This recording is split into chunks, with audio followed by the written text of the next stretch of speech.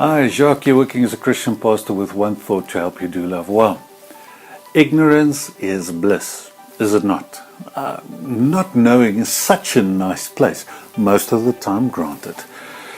Let me give you an example. If you love watching competitive sports and you get all caught up in it, just think how nice it is the last time you sat in front of your TV and screamed at it.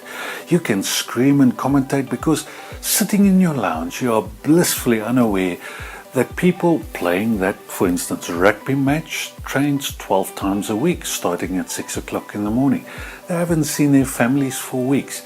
They have the media constantly harassing them, and then they have people who don't know them from a bar of soap speak to them as though they are buddies and feeling entitled to tell them what they should do.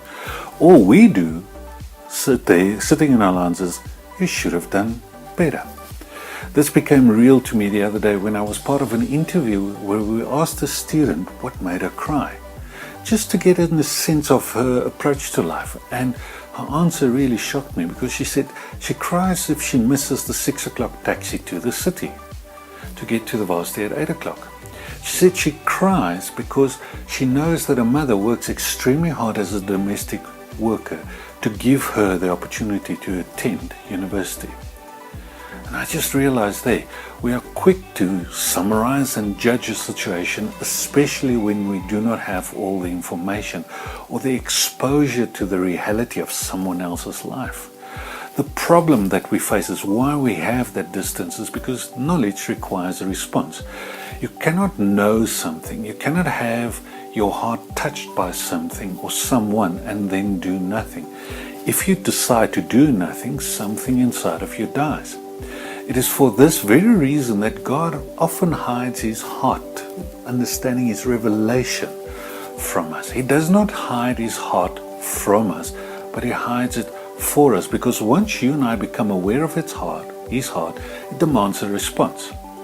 That is why those who seek His heart find it. They are the ones who have their lives changed, but the casual passers-by often say, God never speaks to me in that way. See, God cannot entrust His heart to them, because if He does, He would have to keep them accountable. Now, I know this is a challenging thought, but there is a question that I need to ask you today. Do you keep your heart and yourself at a safe distance, or do you delve in? See, knowing requires or gives responsibility, because it requires and demands a response. So do you keep your distance, or do you allow yourself to get close enough to let your heart be touched, stirred? It is then, when we're close enough, that we get the energy, the stirring to do something about it. I want to leave you with this thought to say to you, I think in our country currently, if we have enough people close enough to have their hearts stirred, people close enough to know, I think we will change our country around. So, allow yourself to be touched. See you soon.